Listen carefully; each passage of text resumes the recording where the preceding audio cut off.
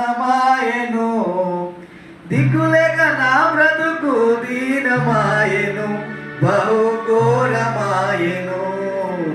గుండె చెదరిన వారిని బాగు చేయు దేవుడా, గుడు చెదరిన పక్షుల చేరదీసినాదుడా, త్యాగశీలుడా నీకు వందనాలయా.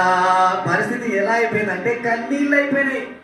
కన్నీటి ప్రార్థన ఏం చేసిందంటే, దేవుడు ఒక వాగ్దానం, ఒక మాట రిలీజ్ చేసినప్పుడు ఆ మాటను వెనక్కి తిప్పేసింది. ఏంటిది ఇది? కన్నీళ్ళు ప్రార్థన.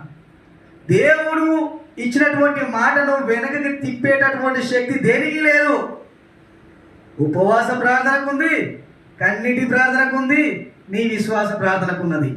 దేవునికి స్తోత్రం కలగాక. హల్లెలూయా. దేవుడు ఒక మాట రిలీజ్ చేస్తే దాన్ని వెనక్కి తిప్పేటటువంటి శక్తి ఎవరికి ఉంది? ఎవరికి లేదు.